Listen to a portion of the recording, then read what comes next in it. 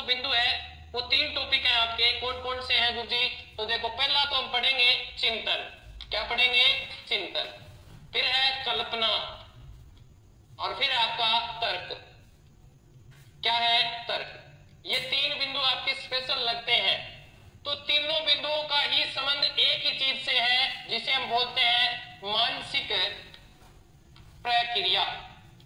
मानसिक प्रक्रिया, ये क्या है? मानसिक प्रक्रियाएं हैं। क्या? चिंतन है, कल्पना है, तर्क है, ये सारी क्या है?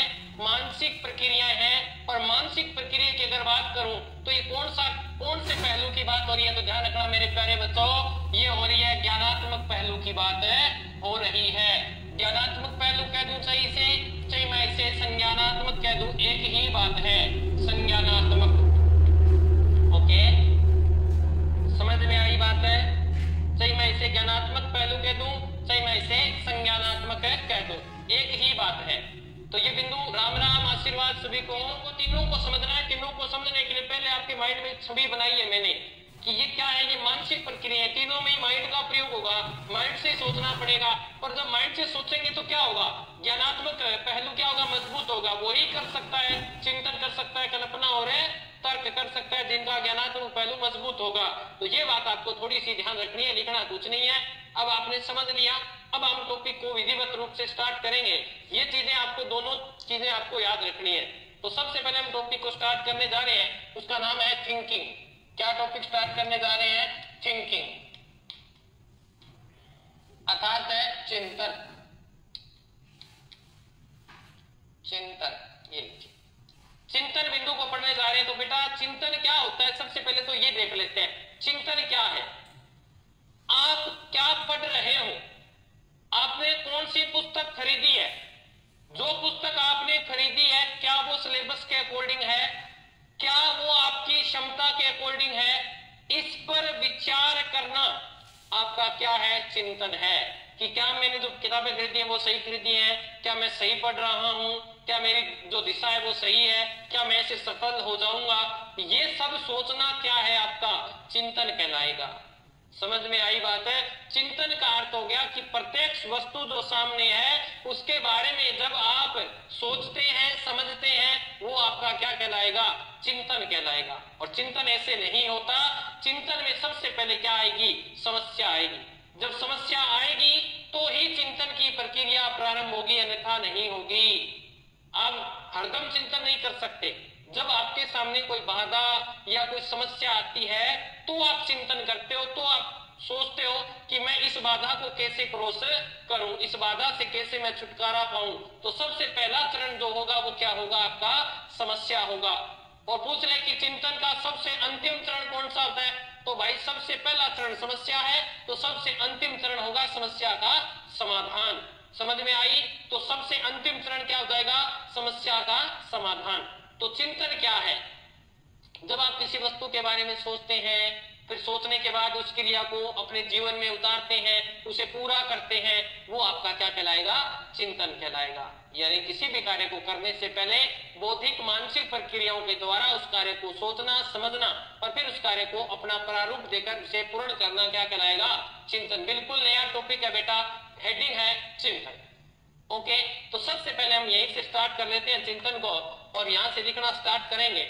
आपको पूछ सकता है, सबसे पहला प्रश्न ये पूछ लेगा कि विचारात्मक चिंतन, विचारात्मक चिंतन की अवधारणा किसने दी? विचारात्मक है चिंतन, ठीक है। विचारात्मक चिंतन, ठीक है। विचारात्मक चिंतनशील सोच का, पूरी लाइन लिखवा देता हूं फिर बाद में कह दोगे, सोच का सर्वप्रथम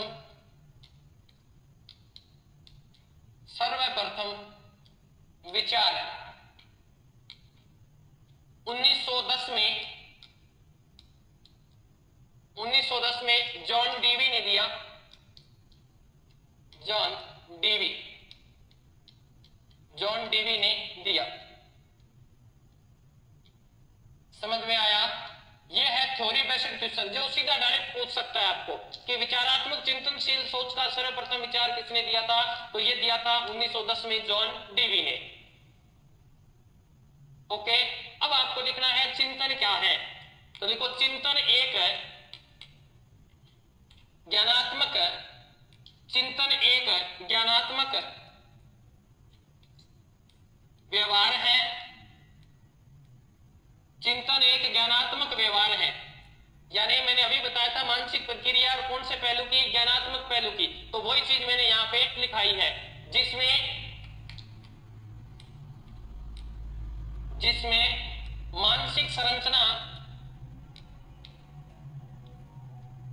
जिसमें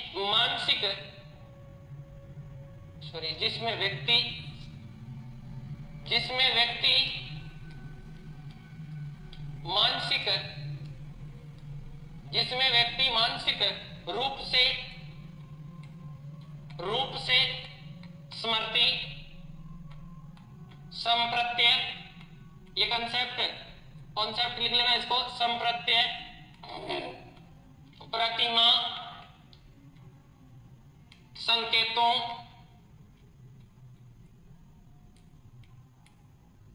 चिंतन एक ज्ञानात्मक व्यवहार है जिसमें व्यक्ति मानसिक रूप से स्मृति, संप्रत्यय, प्रतिमा, संकेतों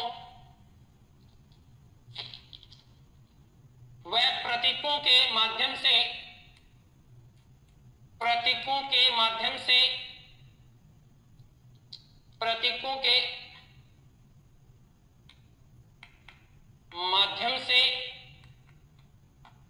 घटनाओं का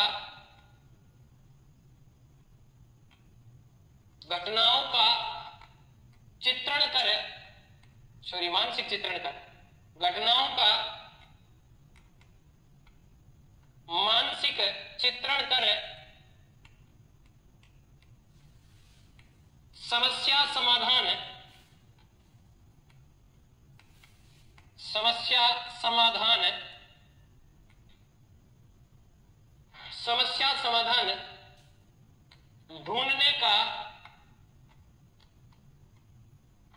ढूंढने का प्रयास करता है।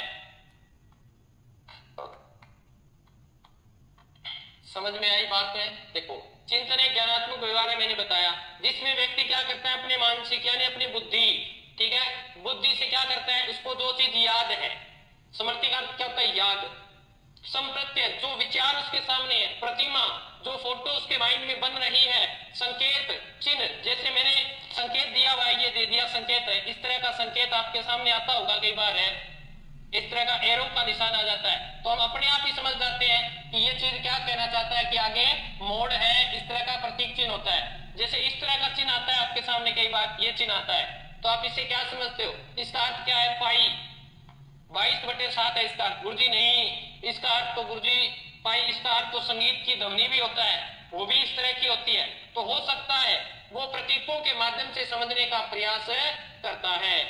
तो ध्यान रखना, प्रतीकों के माध्यम से घटनाओं का मानसिक चित्रण करता है और उसी चीज को समझने का प्रयास करता है। अर्थात कहना चाहे तो समस्या समाधान ही चिंतन है। इसके आगे लिखना तो लिख लो, अर्थात समस्या समाधान ही चिंतन है, समस्या समाधान ही चिंतन है, समस्या समाधान ही चिंतन है। ओके, समझ में आ गया होगा इतना बिंदु। ये सिर्फ रटना नहीं है, इस टॉपिक को बेटा समझना पड़ेगा। ये छोटे छोटे बिंदु हैं, पेपर में यहां से प्रश्न पूछता है, तो ध्यान रखना। मेन बात यह है कि चिंतन में कोई भी वस्तु है वो मानसिक प्रक्रिया से गुजरती है, उसे समझने का प्रयास करेगा, वही आपका क्या कहलाएगा, चिंतन कहलाएगा। आपके कमेंट बंद देख लेता हूं मैं, कहीं कोई दिक्कत तो नहीं आ रही आपको।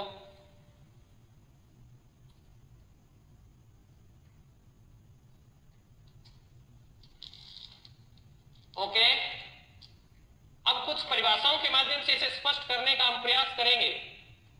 जैसे सबसे पहले हम रोज की परिभाषा देख लेते हैं। किसकी? रोज की परिभाषा देख लेते हैं। रोज क्या कहते हैं कि चिंतन मानसिक पहलू का ज्ञानात्मक, चिंतन मानसिक पहलू की ज्ञानात्मक प्रक्रिया है।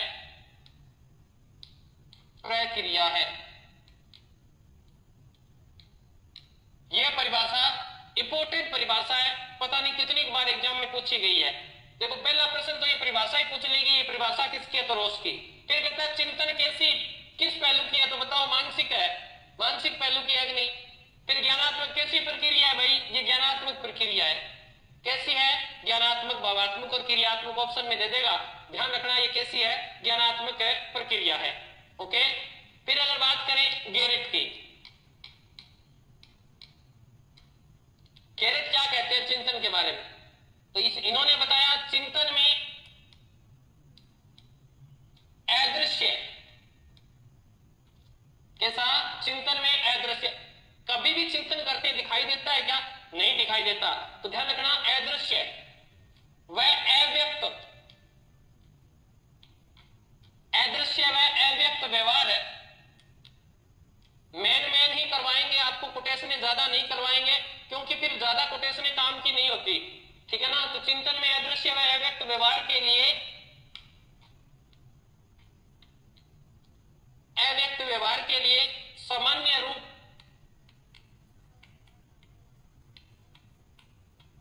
सामान्य रूप में प्रतीकों का, सामान्य रूप में प्रतीकों का, सिंबल्स, प्रतीकों का प्रयोग होता है।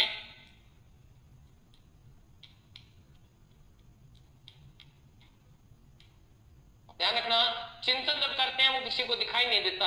जब आप चिंतन करते हो, बैठते हो, क्या सोच रहे हो, किसी को दिखाई देता है क्या? तो अदृश्य है, अव्यक्त है, बोल नहीं सकते चिंतन करते समय, आप माइंड में ही सोच सकते हो, सिर्फ आपका मानसिक क्रिया चलती है, आपका होठ वगैरह नहीं हिलता। तो ध्यान रखना अव्यक्त व्यवहार के माध्यम से प्रतीकों को समझने का क्या करता है? प्रयास करता है। फिर एक परिभाषा है मोसिन की, मोसिन। इन्होंने कहा कि चिंतन है, चिंतन समस्या समाधान संबंधी, समस्या समाधान संबंधी, समाधान संबंधी अव्यक्त, चिंतन है समस्या समाधान संबंधी अव्यक्त, अव्यक्त व्यवहार है। चिंतन समस्या समाधान संबंधी अव्यक्त व्यवहार है, यानी इसे प्रदर्शित नहीं कर सकते। चिंतन में आपको चुपचाप बैठकर मानसिक प्रक्रिया के माध्यम से ही सोचना होता है। ओके। फिर हम बात करें जीन प्याजे की, और ये तो याद कर लेना, हो सकता है जीन प्याजे का प्रश्न आपको सीधा ही दे दे। जीन प्याजे, जीन प्याजे क्या कहते हैं? ये कहते हैं कि 7 वर्ष तक बालक में आत्म केंद्रित, बादल मेरे साथ साथ चलते हैं, बताया था आपको, आत्म केंद्रित चिंतन पाया जाता है। बालक में यही चिंतन था ना, बादल मेरे साथ साथ चलते हैं, आत्म केंद्रित चिंतन पाया जाता है तथा तार्किकता का, इसमें तार्किकता का अभाव, तर्क रीजनिंग, तार्किकता का अभाव पाया जाता है।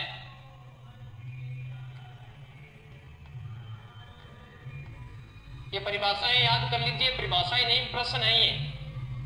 कविता इतना ही करवाया बेटा, लिख लो इतना। उतार लिया क्या सभी ने?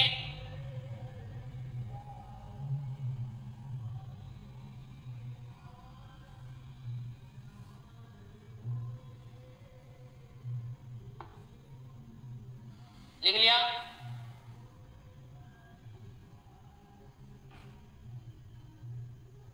परवीना क्या करिए सर, सब्जेक्टिव बुक पढ़नी पड़ेगी क्या, या आपके नोट्स पढ़कर ऑब्जेक्टिव क्वेश्चन की बुक पढ़े? बिल्कुल, आप नोट्स को पढ़ लें और पेपर मार्केट से कोई भी आप टेस्ट मॉडल पेपर ले आए, उन मॉडल पेपरों को ज्यादा से ज्यादा सोल्व करें। ठीक है, ये सबसे बेस्ट होता है पेपर में फाइट करने के लिए। आप पेपर तभी फाइट कर पाएंगे जब आप अभ्यास करेंगे, पूर्व अनुभव आपके पास होंगे। ठीक है, तो एक आपकी एनसीईआरटी में परिभाषा दी हुई है ब्रूनो की, किसकी? ब्रूनो की। इनकी परिभाषा को इंपोर्टेंट दृष्टि से याद करना है, प्रश्न आंतरिक रूप से दे सकता है। तो ब्रूनो क्या कहते हैं कि चिंतन मानसिक प्रक्रिया है, चिंतन है मानसिक प्रक्रिया है। ये चीज हमने ऊपर पढ़ी है, परंतु ये एनसीईआरटी की परिभाषा है तो अपने को इंपोर्टेंट करनी है। मानसिक प्रक्रिया है जिसमें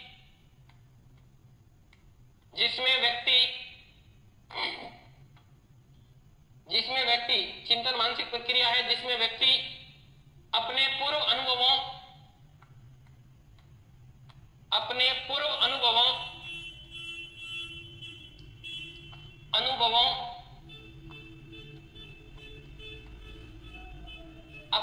अनुभवों के आधार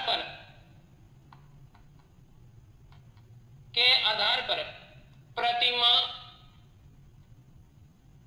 प्रतीक, प्रतीकों, संप्रत्यय, प्रतिज्ञप्ति, संप्रत्यय,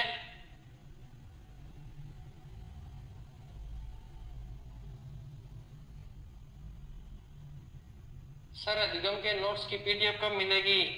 अरे भाई तूने बनाई नहीं क्या अभी तक? डाल नहीं रखी क्या? प्रतिमा, प्रतीक, संप्रत्यय, विचारों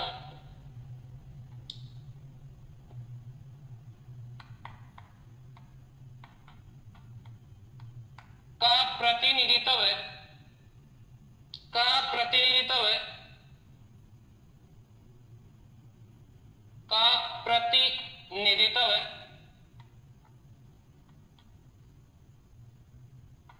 करता हुआ समस्या का समाधान करता है।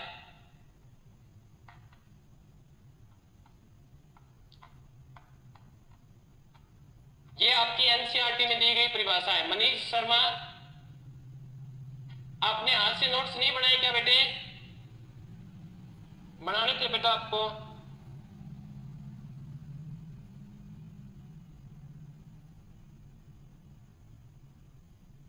लिख लिया?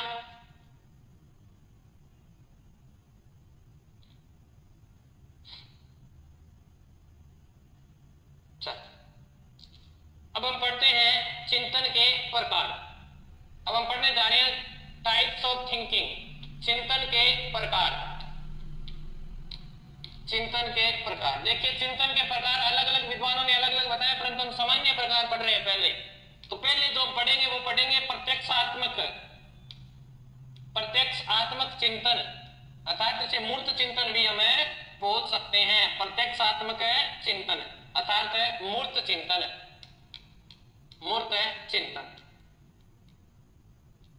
ठीक है। दूसरा अभी समझा देंगे आपको प्रत्यात्मक चिंतन। इसे हम विचारात्मक चिंतन भी बोल देंगे, एक ही बात है। या इसे हम अमूर्त चिंतन भी बोल देते हैं, अमूर्त चिंतन। तीसरा है आपके पास कल्पनात्मक चिंतन।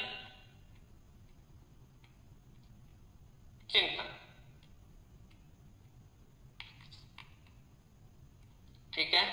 चौथा है आपके सामने तार्किक चिंतन।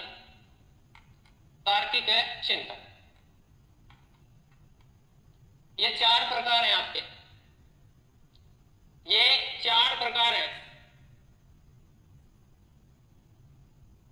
राधा शर्मा, आपने अगर न्यू कोर्स लिया है तो आपको वीडियो मिल गई ना बेटा? साइकोलॉजी वाला पोर्शन खोलोगे तो 1 नंबर से स्टार्ट है वीडियो। कहां दिक्कत आ रही है? तो प्रत्यात्मक चिंतन, मूर्त चिंतन। देखिए, अब इसको समझ लीजिए कि ये चीजें क्या हैं, फिर इनको हम डिटेलिंग से पढ़ेंगे। देखिए, प्रत्यात्मक का अर्थ होता है आंखों के सामने कोई वस्तु आपने देखी, उसी के बारे में चिंतन करना प्रारंभ कर दिया, ये आपका क्या कहलाएगा? प्रत्यात्मक चिंतन। वस्तु सामने देखी, उसी के बारे में सोचना प्रारंभ कर दिया, जो वस्तु मूल रूप में है उसके बारे में सोच रहे हो, ये आपका प्रत्यात्मक चिंतन कहलाएगा।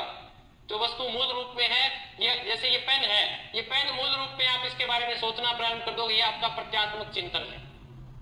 अब देखिए प्रत्यक्षात्मक, ये प्रत्यात्मक चिंतन की बात करें, अमूर्त की। जो वस्तु है ही नहीं आपके सामने, जो वस्तु है नहीं, फिर भी आप उसकी कल्पना कर लेते हो, यानी विचारों में उसके, ये सबसे बढ़िया चिंतन होता है कौन सा? अमूर्त चिंतन। प्रत्यात्मक, विचारों से क्या कर लेते हो? सिद्ध कर देते हो बात को। ठीक है, तो वो चिंतन आपका कौन सा कहलाएगा? अमूर्त चिंतन। जो वस्तु हकीकत में है नहीं, फिर भी आप उसका इमेजिन करके किसी कार्य को संपादित कर देते हो, तो ये आपका क्या कहलाएगा? अमूर्त चिंतन। परंतु कल्पनात्मक चिंतन क्या होता है, इसमें तार्किकता नहीं होती। कल्पनात्मक चिंतन में घटना होती नहीं, बिना घटना की वो सोच लेता है। कल्पना करता है दिव्य स्वप्न लेना, दिन में जो सपने लेते हो ना उसमें तार्किकता नहीं होती। ठीक है, अभी मैंने बताया था, थोड़ी सी देर पहले बताया, अगर आपके शायद दिक्कत हो गई होगी, मैंने ये कहा था कि यहां से करवाया जा रहा है, जैसे सिलेबस पूर्ण होगा उसके बाद में पता नहीं कब सिलेबस पूर्ण होगा, कब आपके टेस्ट शुरू करें। इससे अच्छा है ना कि आप अपनी एक मॉडल पेपर लेके आओ बाजार से, और बाजार वाले मॉडल पेपर में प्रश्न निकालो, कंसेप्ट पढ़ो, पढ़ने के बाद उसके प्रश्न निकालिए। आप हम पर डिपेंड रह जाते हो, ऐसा नहीं करना है।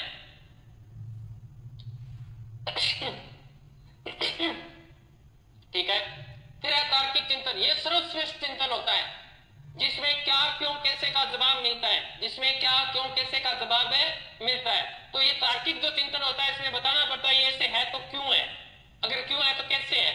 ये सब तार्किक चिंतन की बात करें, तर्क वितर्क करना, किसी में गुण दोष सब बताना, ये सब कौन सा चिंतन कहलाएगा, तार्किक चिंतन कहलाता है। तो ये चार प्रकार मुख्यतः चिंतन के बताए गए हैं, अलग अलग विद्वान अलग अलग बताएंगे।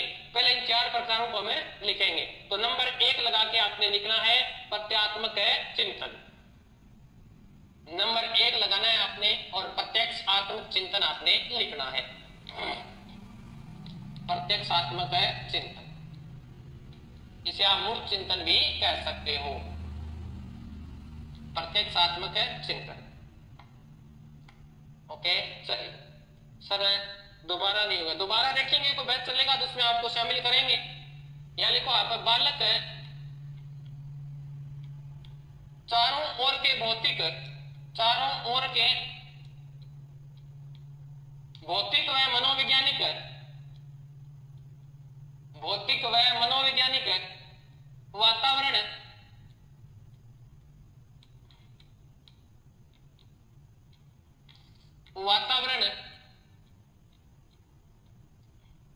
बालक चारों ओर के भौतिक व मनोवैज्ञानिक वातावरण में जिन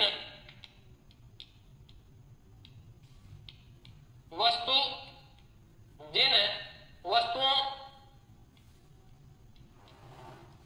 और परिस्थितियों को देखता है, परिस्थितियों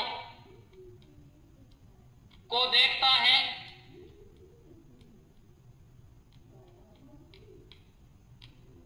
यानी बालक अपने आसपास के माहौल में देखना है। अच्छा, संडे को टेस्ट करवा दिया करो। अच्छा, टेस्ट फिर हमें छुट्टी नहीं चाहिए बेटा क्या? हमें भी, हम इंसान हैं, हमें भी थोड़ा रेस्ट चाहिए।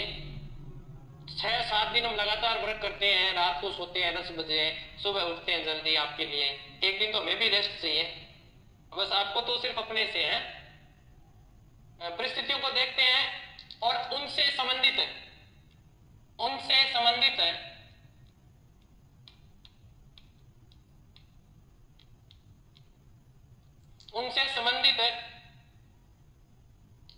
चिंतन, ब्रैकेट में लिखना सोचना, चिंतन करते हैं। वह आपका कौन सा चिंतन कहलाएगा? वह आपका प्रत्यक्षात्मक चिंतन कहलाएगा। समझ में आई? जो वस्तु अपने आसपास है, जैसी परिस्थिति में हम हैं, वो जो वस्तु आपको दिखे उसी के बारे में सोचना। जो आपके सामने है बस उसी में संतुष्ट होना। जैसे आपके सामने एक, आप स्कूल के अंदर हो और बच्चे से प्रत्यक्षात्मक चिंतन, स्कूल के अंदर आपने बागवानी करवानी है और आपके सामने एक कुंडाल है, यानी एक कस्सी है, एक ही बट्ठल है, और आप कह रहे कि बेटा आज सारे दिन में हमें बागवानी करनी है, हमारे पास ये साधन है। बालक को उसी के, बालक कहेगा और लेके आओ, नहीं, जो चीज वर्तमान में है उसी से संबंधित चिंतन करवा के उस कार्य को क्या कर देना, संपादित कर देना। ये आपका क्या कहलाएगा? प्रत्यक्षात्मक चिंतन। जो वस्तु सामने है उसी के बारे में सोचना। ठीक है, 2 नंबर प्रत्यात्मक, या इसे हम बोल देंगे विचारात्मक, विचारात्मक चिंतन। और मैंने बताया था ये बहुत बढ़िया चिंतन होता है। इसमें आपने लिखना है यह उच्च स्तर का, यह उच्च श्रेणी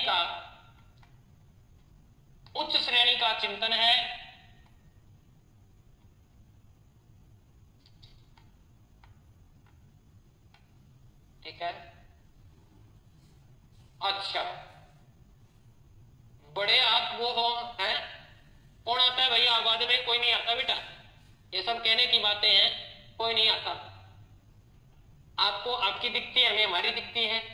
हमें भी, हम एक सामाजिक प्राणी है, हमें घर पे काम होता है, हमें कहीं जाना होता है, तो हम भी वेट करते हैं ना। तो आप तो आप कर लोगे काम, घर पे आप, हम तो बाहर हैं, हमें भी काम करना पड़ता है बेटा, हम सामाजिक प्राणी है, हम कोई अवतार थोड़ी लिया है हमने। क्या लिख दिया? यह उच्च श्रेणी का चिंतन है, इसकी बालकों में, इसकी बालकों में तभी अभिव्यक्ति होती है, तभी अभिव्यक्ति होती है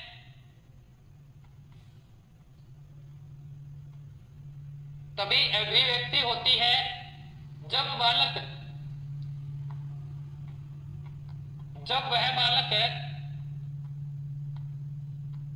संप्रत्यों का निर्माण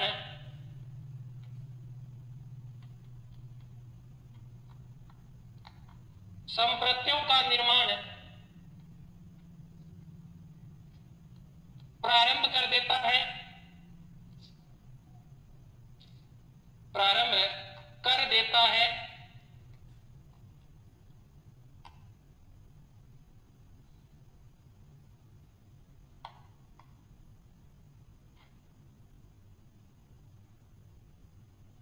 शिल्पा कुमार, सोचना, क्या सोचे बेटा? सोचना बीच में लिखवा दिया ना आपको, ये चिंतन का, अच्छा सोचना लिखवा था, अच्छा ये लो अपन सही कर लेते हैं, ठीक है, ओके। एक बालक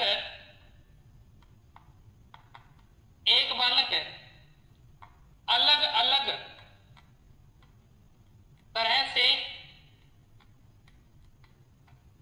सोचने की योग्यता रखता है, अलग अलग तरह से सोचने की योग्यता रखता है। समझ में आई बात है? जब बालक खुद संप्रत्यों का निर्माण करना प्रारंभ कर देगा तो यहां पर संप्रत्य चिंतन प्रारंभ हो जाता है, ठीक है ना। कंसेप्ट का निर्माण खुद कर देगा तो बालक क्या एक ही तरीके से थोड़ी सोचता है, बालक बहुत सारे तरीकों से सोचता है। वही लाइन लिखवाई कि बालक अलग अलग तरीके से सोचने की क्या रखता है? योग्यता रखता है। स्थान, भार, दूरी, समय, इन सब चीजों को वो अलग अलग तरीके से सोचता है। आपने देखा होगा किसी बालक से हम पूछते हैं तो कईयों का जवाब हमेशा पॉजिटिव होता है। कितनी दूर होती है? 1.5-2 किलोमीटर। पूछेंगे कितनी दूर है ये घर है, ये रहा पास में ही है, बस यहीं से पास में ही है। और कई बालक ऐसे होते हैं नेगेटिविटी वाले, नकारात्मकता वाले, अच्छा पास में घर होगा, बहुत दूर है भाई, बहुत दूर है। यानी ऐसे बालक प्रत्येक चीज को अलग तरीके से सोचते हैं। तो देखो यहां मैंने लिखा है स्थान, भार, दूरी, समय और संख्या संबंधी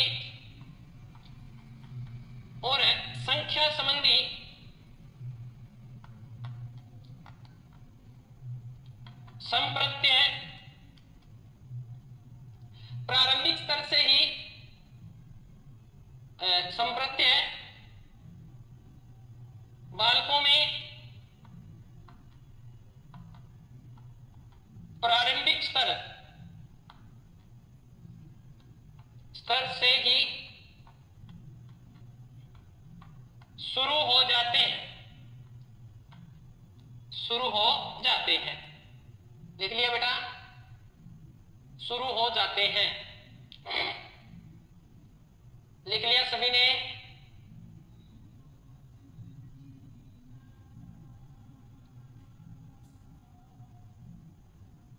एग्जाम्पल दे देता हूं, फिर लिखो। जैसे बोतल है, आपको एक बोतल दिखाई, पानी की, बिस्लेरी की बोतल दिखाई, जिसमें प्रत्यक्षात्मक चिंतन होगा, वो कहेगा ये बोतल सिर्फ पानी के काम आएगी, इसमें हम लिक्विड चीज डाल सकते हैं, ज्यादा से ज्यादा ये सोचेगा।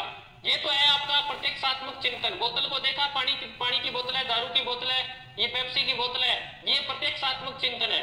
और आपका प्रत्यात्मक चिंतन, आपने बोतल को देखा, आपने कहा ये बोतल बड़ी काम आ सकती है, इस बोतल को मैं ऊपर से काटकर गमला बना सकता हूं, उसमें फूल उगा सकता हूं, नई सोच।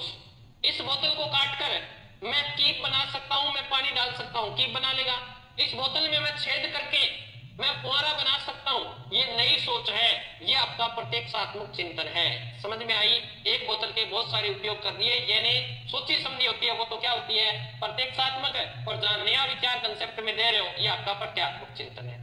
समझ में आ गया होगा? चल नेक्स्ट, इसी के अंदर अपने 3 नंबर लिखना है आपने, कल्पनात्मक चिंतन। कल्पनात्मक ये सबसे ज्यादा होता है आपको, इसमें घटना न हो तो भी आप कल्पना करते हो, ठीक है ना। तो सीधा साधा ये आप सभी में पाया जाता है, दिव्य स्वप्न की प्रबलता होती है। तो इसमें आपने लिखना है, जो वस्तु उपस्थित नहीं है, जो वस्तु उपस्थित नहीं है, उपस्थित नहीं है, उसके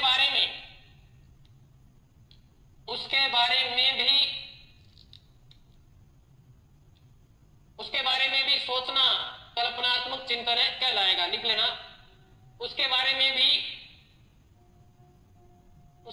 में भी मानसिक, ऐसे लिख लेते ना, मानसिक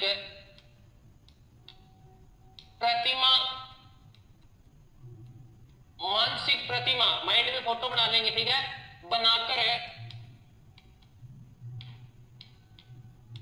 उसका चिंतन करना, ठीक है। जो वस्तु उपस्थित नहीं है उसके बारे में मानसिक प्रतिमा बनाकर उसका चिंतन करना क्या कहलाएगा? इसे आप स्वलिक चिंतन कह सकते हो, इसे आप कल्पनात्मक चिंतन भी कह सकते हो। कल्पनात्मक चिंतन कहलाता है, चिंतन कहलाता है।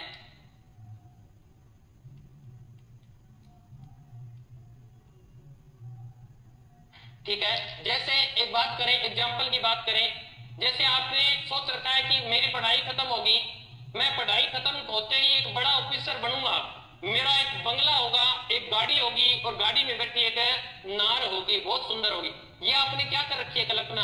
परंतु अभी तक आपने पढ़ाई पूरी नहीं की, आपने कंपटीशन की तैयारी नहीं की, मेहनत नहीं की, सिर्फ आपने एक बंगला खड़ा कर लिया और एक नार बिठा ली और एक सुंदर सी गाड़ी बना ली। ये आपकी कल्पना है, चिंतन है, जिसमें कोई तर्क नहीं है, कोई क्रमबद्धता नहीं है। जैसे आप यहाँ बैठे बैठे चले जाओ, कहाँ विदेश घूमने चले जाओ, मैं तो एलिफेंट टावर देख के आऊंगा, और यहाँ बैठे हो क्लास के अंदर और बैठे बैठे आप अमेरिका पहुंच गए, कोई क्रमबद्धता नहीं थी। आप चिंतन कर रहे हो कि मैं वहां घूम रहा हूँ। और कल्पना में आदमी वही चीजें देखता जो उसने फिल्मों में देख लिया, कहीं चित्रण किया कि वो ऐसा होगा। अब जाना कैसे था? प्रोसेस तो होता ही होगा कोई। आपने कोई वीजा नहीं बनवाया, आपने कहीं एयरपोर्ट नहीं गए, आपने सीधा बैठने क्लास से सीधा आप अमेरिका में निकाल, कहीं से तो गए होंगे, कोई एरोप्लेन से गए हैं, किसी से तो गए होंगे साधन से, वो आपने देखा ही नहीं। तो क्रमबद्धता नहीं होती, कल्पनात्मक चिंतन में क्या नहीं होती? क्रमबद्धता नहीं होती। नंबर 4, तार्किक चिंतन। तार्किक चिंतन, इसमें लिखना है, यह सर्वश्रेष्ठ प्रकार का चिंतन है, यह सर्वश्रेष्ठ प्रकार का चिंतन है, यह सर्वश्रेष्ठ प्रकार का चिंतन है। व्यक्ति हर पदार्थ वस्तु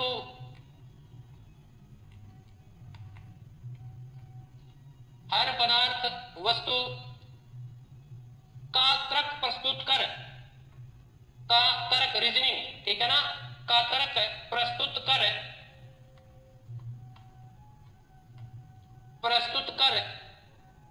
अपने विचार को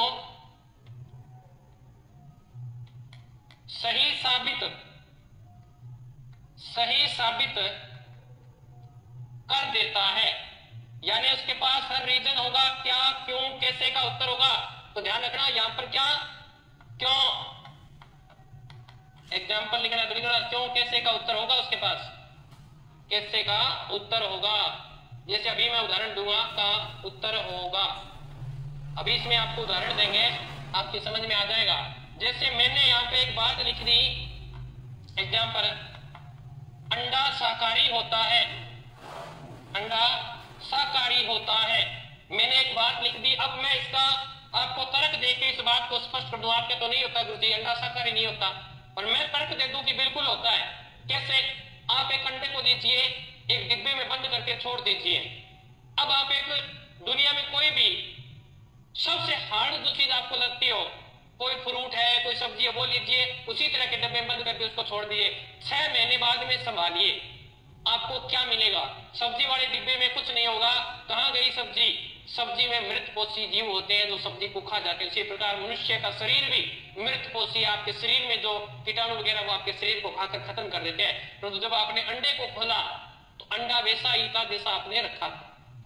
अंडा खत्म नहीं हुआ, कुछ भी नहीं बिगड़ा अंडे का कारण, क्योंकि अंडे के अंदर कोई से जीव नहीं थे, इसीलिए अंडा शुद्ध शाकाहारी है। इस बात से मैंने आपको स्पष्ट कर दिया।